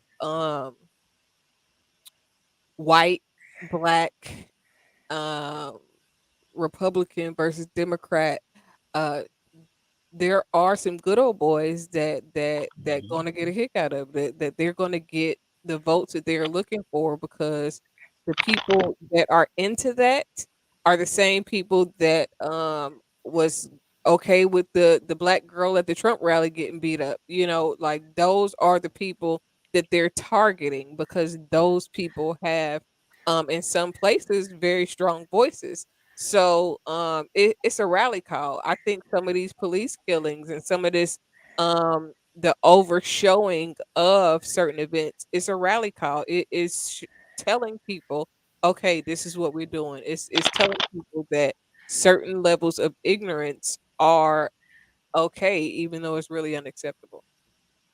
Yeah, I'm glad you mentioned the black girl at the Trump rally because uh, maybe you all haven't looked at any of the Trump rallies, but I kind of like to look and see faces. We had a Trump rally up here, not too far from where I am, on El Cajon Boulevard. You might know where that's at, Brother Williams. On El Cajon and Park Avenue, they had a big Trump rally, and I walked by because I wanted to see. It might be my neighbor. It might, I want to see what I can see. Right. you know, Full I, I, surveillance. I- right. I want to know who my enemy is. In other words, you know, but at every rally, there's one black guy that's behind Trump that says "Blacks for Trump." Always at least one. Always one, you know. And then, as you mentioned, the black girl getting beat up at the Trump rally. But anyway, Miss Sims, what's your thoughts on this? Have these governors went too far? I mean, suppose they start sending some to your house. Look, James, this isn't new. This has happened in my lifetime before. This political strategy of and game playing with people's lives isn't new. When I heard of it, I mean, years ago, the same thing had happened in various states, and I think they particular states were being overburdened. They may not have been immigrants, but overburdened with people on the social services roles and stuff like that. And so people were from various social organizations were literally taking people to the Greyhound bus stop, putting them on a bus, and shipping them out to other states.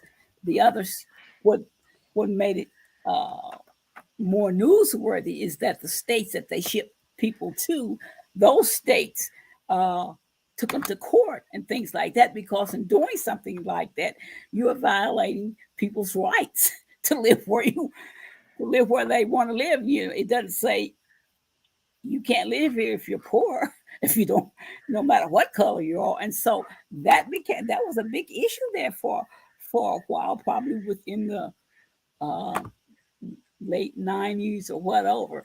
It isn't new. Here again, political strategy for people must be an election coming up for people to stay in power, or to gain control to do something like that. And I heard that probably when you did, James, but I haven't followed up on it to see what's happening.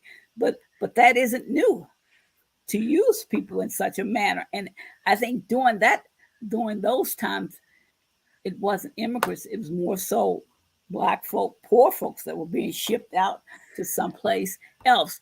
And in doing that, and those governors being able to get away with something like that, it also, there's at least two sides to everything. It also points out the dire need or how screwed up uh, our our government is and whoever it is in regards to accepting immigrants into this country. There are immigrant population, immigrant programs and stuff all through the ages, and so you get once they start doing that, you start getting into the fairness of immigrants, illegal immigrants jumping ahead of people who've been there for years trying to get into the country. So it stirs up a lot of stuff with people's lives and their livelihoods, and it puts people in stress. But somebody here again, I don't know who's dealing with this. Somebody somewhere needs to stand up to what's going on and say something and do something. Say something, do something. Seems like I've heard that phrase Yeah, somewhere before. me too. yeah. Uh, Yeah. Go ahead, brother. Let me comment real quick on that because one thing I do think we can learn from some of these bold moves within the black community is that what we should take from this is the level of action that is being taken to make their statement. I think as black people, we're way too pacifist in terms of our approach to get action. And I think if nothing else, what we should be learning from these moves that they keep making is that we need to step up our game in terms of fighting for our rights, fighting against oppression, and fighting for what needs to Absolutely. happen and the changes need to happen. It's like I still keep going back to I don't remember what the lady's name was, but one of the videos that I saw of the January 6th insurrection, it was this one white girl that they had on camera to where she was just appalled by the fact that she wasn't able to run in the Capitol and that it was illegal, as if she had a sense of entitlement to take back her government. And so, from that standpoint, people they truly believe from a patriotic position that they are doing the right thing. And remember, America was founded on these type of principles. What we should be learning from some of these folks, especially these races, is that they will go to whatever means, any means necessary to get what they feel they deserve. So why do we keep taking a back seat and feeling like anytime we step up to the plate, we're being too aggressive or we're taking it overboard? And so I think, if anything else, we have to take a more of an aggressive action and approach to fighting for what's right. That's it. Do you agree, Dr. Casey? I definitely agree. But I said the same thing. As far as like when Trump was in office, he showed us the capability of what can be done. Because when Obama was in the office, he couldn't do nothing. He wouldn't have been able to get away with none of the stuff that Trump was able to get away with. But Trump showed us that these things are possible. In a way that not doing everything and playing by the book that they want you to play, but doing whatever the hell you really want to do. Because it takes for somebody to test the waters to know what can get what's gonna fly and what's not gonna fly. Um, I'm going to admit that I thought when Obama was elected that things had changed or were changing, that there was a path uh, towards success of all the things that it came before. Huey Newton, Malcolm X.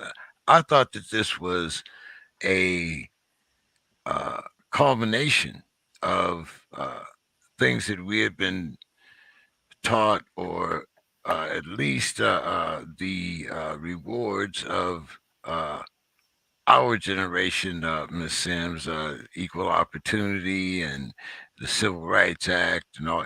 And I got to admit, for at least 30 or 40 years, I was complacent because in my mind, I was successful. I didn't. I was beyond that survival mode. I was thriving. So for me, everything was good.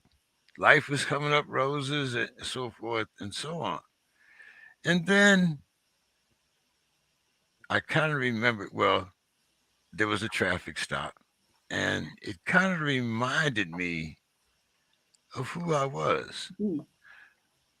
because all of a sudden it was one of those your real rear tail light is out, and then it developed into uh, the smell of marijuana in the car.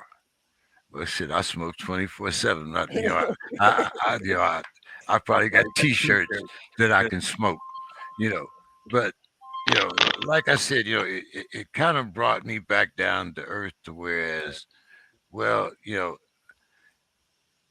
I'm no longer Mr. King, who I thought I was. And it was startling because all of a sudden I'm having flashbacks of the '60s and '70s, and sundown towns and things, and I thought these things were obsolete. And I think a lot of our generation really don't realize that we haven't made as much progress as we think we have. I mean, what's your take on that, Miss Sims? I think the Obama era years was a great missed opportunity. I think Martians, black folk, green folk, purple people eaters saw that as an opportunity. And that's why they voted for him. But here again, politics. When you vote somebody in, you just can't vote and walk away. You have to support them all the way through. And people, our society didn't do that. Once he was in there and the voters stepped away, and I think it's because they didn't understand the politics of voting or the politics, they stepped away. And so he was in there kind of on his own with whoever was there in the Capitol at that time. You just can't vote people in and then walk away until the next time, to the next election. When I was in the third grade, James, and you mentioned this once a long time before, in the third grade, I was being taught about the United Nations. I can remember drawing flags, etc., etc. I was taught that the government was the people. The government was the people. We, the government, elect because everybody can't be in control. We, the people, elected certain people that we felt we could trust to go into one particular place, which is Washington, D.C., to look out and advocate for our needs. Nowadays, I don't even know if they even teach civics or whatever in school, but the politicians have um, gotten mind control of the population because now the populations thinks that the politicians are the government and they're the ones in control. And because they're out of behavior saying that, but as people stop to think about, hey, wait a minute, it doesn't make it sense. And if we collectively, as Robert says sometimes in different ways, think about this, and hey, say the politicians, put them in their place. Hey, listen, you got this all wrong, and you're teaching other people that you are in control, and they're believing it, so they step back and don't vote or don't challenge you. So you politicians end up getting what they want to do. The less people that vote or take part in political process, it's to a great advantage of politicians that are out there, especially the ones that are dealing in negative things, because they have less people to deal with and get away with more stuff. And so, and that what I mentioned this before here in Minneapolis, our voting thing. I saw red the next day when I saw less than 500 people voted, and a lot of people are talking about police reform, et cetera, and all this and that. So I thought, what am I going to do? What are the things I'm going to do? And I think it's legal. It's actually to go in and pull up who voted, because there are people out there uh, talking and advocating social this and social that. I'm going to see, who the who the Trojan horses are, who's actually out the line, and I guess I felt it ticked me off because I felt like the less people voted, that nobody was having my back. All the work that I and other people, you all probably at some level, and other organizations, organizer around the city and doing stuff, we were we didn't have any support. I looked around and I felt by myself, and so I'm ready to call name names. You can't find out how people voted, but you can. I think there's a way of finding who voted, and then I will call them out. You can't be out here lying to people saying if you're not actually stepping forward and doing, backing yourself up. I'm Well, just angry. let me say this. I want to just go into what you started out with. I think what happens is, and this kind of goes into even what I was saying earlier about some of the things that are required when a person comes into the Panther Party, is that too often most of our people feel like simply voting is all that they need to do. So Mm, they feel like I vote for a specific candidate and they get in office and they do the wrong thing, or they get in office and they do this, then the system is failed, and so why should I vote? mm, Because of a lack of real political education, we think that simply voting yeah. is good enough, and Mm, it's not. we have to be able to hold our elected officials accountable, and that should start before you get them in before they get into office. And not only that, if we get in the mentality of raising up candidates who need to go run for political office and changing the landscape of those that are in office to a degree to where enough of us are in office at any specific point in time, to where, going back to what you said about President Obama, to where we're not so isolated to where you can make moves. Mhm. That goes back to that book I used to refer back to, by Curtis, The Devil You Know, in terms of trying to consolidate our power in certain areas, and then be able to, at least from that Right. standpoint, create pockets to where we can literally control through the political system. And from that standpoint, your vote actually counts, because too often our numbers are, even if we vote for a certain candidate, oftentimes we may be voting for the lesser of the evils. Mhm. And what good is that from that standpoint? What hope should our people have in voting for somebody we know don't have our best interest in, but their poison is going to be a little bit less potent than the other person's poison. And so there's more to the process than just simply voting. Yeah. And so our people, and this is kind of where I tie back into the basic aspect of academics, if we have the appetite to want to study, the appetite to want to do the research, the appetite to take an interest and give a damn about our community, and have the ability to hold ourselves accountable as a people for our community, instead of that being something that we pursue on the back end after it done hit home directly through some form of police brutality or something that might that in that channel. Now all of a sudden we want to get involved, and then when we do want to get involved at that point, we want to go out and protest and tear up something. But we're not wanting to get involved in the long haul. See, Yeah. being involved, engaging in the political process, being engaging in fighting oppression is something that we have to embrace for the long haul as a people. It's not about that instantaneous victory. And I think, Dr. Casey, I kind of just saw, so we understand where I was coming from. I think because of the technology and how it is uh, utilized in to some degree in the wrong capacity, our mentality, the younger generation's mentality, is this instantaneous results as a result of the way technology operates. Our mental capacity for the most part is not keeping up with the speed and pace of technology. So when technology is able to provide us instantaneous results, but the real trench work of changing and fighting oppression doesn't give us those instantaneous results, we mesh all this together. And when we are not able to see instantaneous results as it applies to real life and real life matters, we are emotionally immature and incapable of holding an attention span based upon how much time and investment we put in the technology, that causes us to subconsciously not be able to apply a deeper level of attention span in other areas of our life. So therefore we are warped as we face real life issues with the ability to have this technology in hand. And so that's what I'm getting at. And I don't mean to sound like I'm talking negative about our people, but the point being is we have to be able to separate things and see them for where they are. Technology is to me, I'm all for technology. I'm in a career path that deals with technology, to where I'm always having to go to school and study and deal with the latest and greatest innovation. But the thing about that is the application.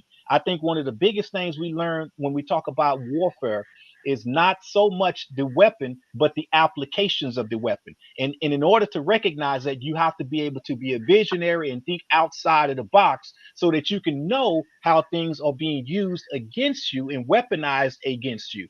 Because the same thing, for instance, talking about the smartphone, this here is a weapon. But if I don't know the different various aspects of how that becomes a weapon, how that tracks my data, how it Mhm. uses those analytics against me, in terms of being able to form a consumer base that causes me to over inundate, to keep myself in debt, to see my social media feed, so that they can create these predictive analytics that deal with all of that are used in all the political fields, that are used in aspects of marketing and consumer based products against me, then I'm not equipped to fight the fight properly on the battlefield. Therefore, I have this instantaneous result mentality. And when things don't happen right away, because the technology is able to provide me an answer right away, whereas a solution cannot come right away. So we get this twisted to where we think an answer and a solution is one and the same. An answer can be provided to you right away and instantaneous, but an answer is not the solution. The solution is long, hard work, and our people need to recognize that we have to be prepared to fight a fight in that capacity. And that's all That I'm really getting at. that comes way before technology, because if you got parents that coddle you or give Yeah, you things and they don't make you use your mental capacity or your intellectual capacity, your spiritual capacity, yeah. or any other thing, then it's already going to be limiting. And I think that that's more of a hindrance in our current society than technology itself. It Well, that's is because the parents are using the technology to babysit. I mean, but depending on the way things are set up now versus how they were set up when I was younger, when you were younger, uh you got parents that they're not you're not talking about parents that's home parenting their children. You're talking about parents that's going out to work to afford to be able Yeah, to take care of their children, right. which they don't have the same capacity and shit the mindset. You sometimes it's stressful trying to be a mom and or a dad and still trying to work a job and still trying to provide and doing all this. And the difference between the slave mindset of work and what we consider work now are two different things. Back then, if you didn't Hmm. work, you didn't eat literally. Now they have all the welfare and all these other things that, well, if you don't work, I mean, you could eat, but somebody else just gonna have to pay it for you. And it's more of a handout type of thing. When back then it wasn't no handouts. Literally, if you did not work, you did not eat. You had to go and get, earn your keep, and now it's more given to you. So um it's a lot of things that contribute to the lack of diligence, tenacity, ambition. It's a lot of things that are lacking, but it's not. I mean, and you're not saying it's solely technology, and that No, technology no. definitely helps play a part in it. But there is definitely a um, personable deficiency that is present as well. Let let me say I this real know. quick. Let me Okay. say this real quick, Sims, and I'll let you come on. I grew up as what they call a latchkey kid, to where, because my mother at the time, my father and my mother were separated when I was when I was 3 years old, and when I was five, I was having to walk home from school by myself and go straight in the house, lock the door, Mhm. and don't open the door, that kind of thing. Um, what so my mom even had to put me in front of the TV, so to speak, for while she works and does the things that she do. I think the biggest difference between now and then is I would be put in front of the television and be watching stuff like Bill Cosby and Schoolhouse Rock, Mhm. and it taught valuable lessons in those type of cartoons that was on back then. Whereas now, I'd be damned if you're gonna learn something that you can apply to your life from watching SpongeBob and and some of the other ones that they got. The things that are on now are geared toward more, I guess, grasping your emotions than it is actually teaching you something. And so Self I want to, entertainment. yeah, and so I want to mention one book that I think is real important for our listening audience, just in regards to being able to combat some of the things we're talking about. And I don't know if you can see this, but it's the Handbook for Raising Black Children, a comprehensive guide to holistic health, by Dr. Lydia Africa. I recommend everybody pick up this book. And not only does it goes into raising, how we go about dealing with our children, but even as an adult without children, when you read this book and you go into it and you look at the different stages that our children go through in terms of how they view the world, and what can be dealt with in order to keep them on the right path, you will discover some of the traumas that have been sitting and plaguing you throughout your adult life. And it actually brings to light, oh, that's why I'm the way I am. That's why I need to get counseling or seek guidance or get help. And this is why I'm not maybe even properly educating my child the way I should. It's a eye opener book for the standpoint of showing you how dysfunctionality works and how to go about combating dysfunctionality at the various stages of the child's life. And it can be applied to the same to an adult's life too, because it shows you some of the key aspects of the things that you possibly are being victimized from in your childhood life. I'm done. Okay, what I have to say was kind of tap into some of the things you said way back when I was in my early 20s. I learned back then because I went to a business school with computers and stuff that to think of tool to get you where you want to go. The thing about that, different people will use that tool to get them to go in different directions. It's got to depend on a computer to well, it's getting that way to think for you and talk for you. It's a tool to help get you where you want to go. Then also about you mentioned earlier days and latchkey kids and stuff.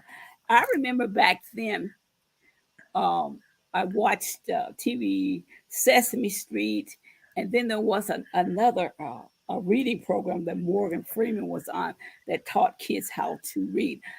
I watched those two shows and learned how to teach my children to read. I mean, I sat with them and looked at them and I paid attention to what the children were interested in and things like that. I went out and got the toys and stuff. And so when they finished watching that program, then we went into something else. So it I guess when I hear you all talk, it brings back a lot of memories that shows old school and things that I've been to through and connected with. So, it's one of the things that I enjoy the time being spent with you all. Ms. Sims, why don't you give us your final thoughts for the evening? And as always, I'm glad that you sent me that information, and I'm going to absorb some of it and maybe have some uh, more information for some of the programs that I attend or participate in. So why don't you give us your final thoughts for the evening? Okay, I decided that when you open up this opportunity to us to do two different things. One of the things is to get in a segment about voting and voting, and then a second thing is to bring forth some positive things people and what people are doing here in Minnesota. So those are two things that I'm going to work on.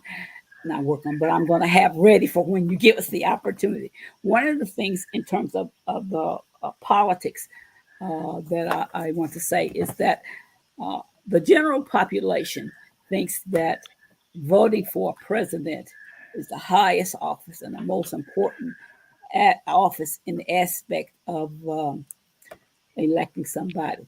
But that isn't it. That's not true. It's very important. But the highest thing and the most powerful thing in terms of politics is the Supreme Court, because you can only be president for 8 years. The Supreme Court, you're in there for life. If you live to be 300 years old, you're in there for life and making decisions, legal decisions, and whatever that will affect people into eternity. The end. Dr. Casey. So, the book that you mentioned, Mr. Williams, I actually, my spiritual human behavior book is geared toward helping people identify different deficiencies in their personality and how to kind of self correct and address uh, dysfunctional patterns and learning their own behavior patterns and the core of those behavior patterns. Because I know from my own experience through my own process of learning myself and managing my PTSD, how important it is to understand not only who you are, but why you became who you are and how you got to that point. Because nobody, it's kind of like what I was telling James earlier. Nobody is just who they are by chance.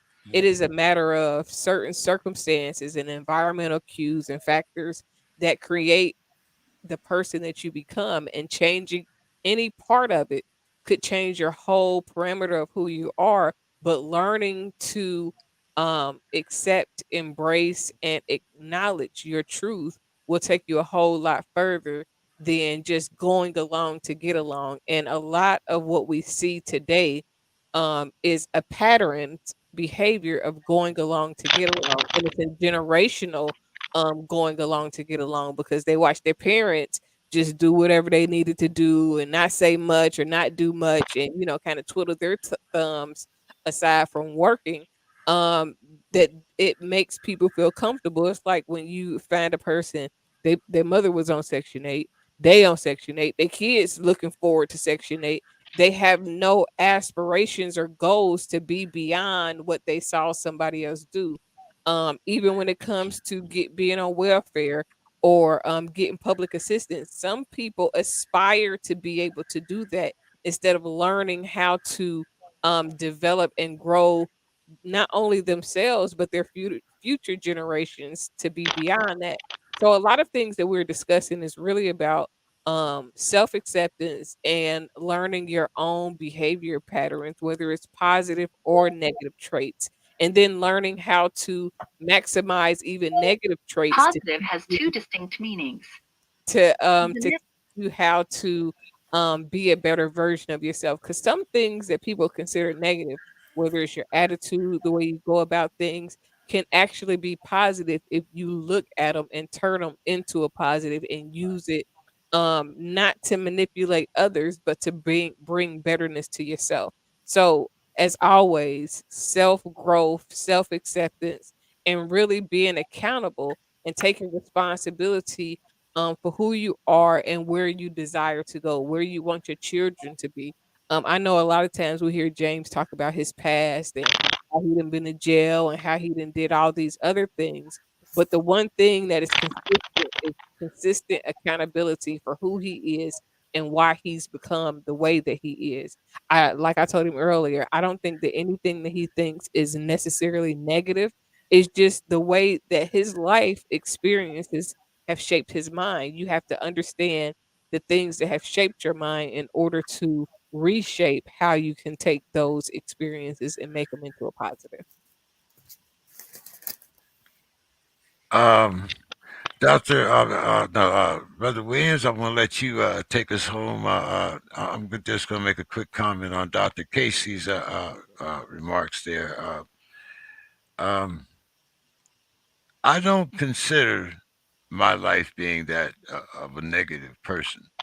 I consider myself a product of my environment, but the You call environment, yourself a pessimist, so that's why yeah. I Well, no, but when I say I'm a product of my environment, uh, the age that I grew up on uh, in, if you weren't a preacher, a doctor, or a lawyer, then the only people that you had to look up to that were getting money or successful were people that were of criminal activities. You looked up to, the pimp, the hustler, uh, whatever they had to do in order for them to survive.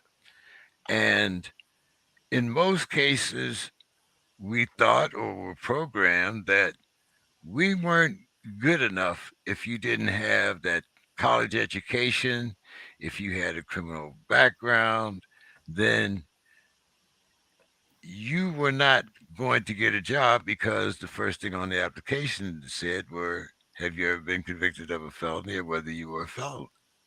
So therefore, y- your job opportunities were limited. Now, I'm not using that as an excuse because, as I've said many, many times, I grew up wanting to be who I became. So, but I also had enough sense to get an education to where I knew those loopholes, and I knew that uh, I can't hire a good lawyer if I'm robbing gas stations. So therefore, my goal is It's kind of like preventive medicine, doing the least amount of time that I could for the deeds that I had already perceived or had planned.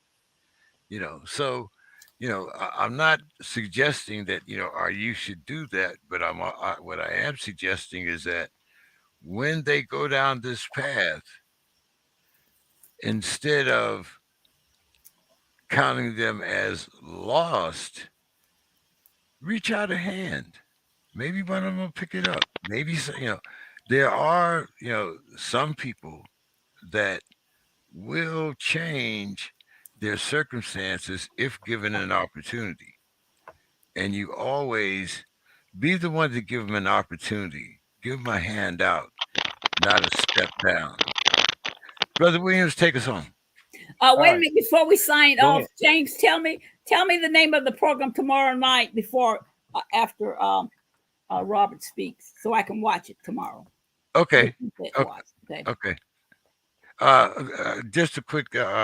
Miss Sims was always telling me about how I portray people in Minnesota as negative. So tomorrow I have a special program in which I have one gentleman that has an after-school program and was a former boxer. He's from the Minneapolis St. Paul area.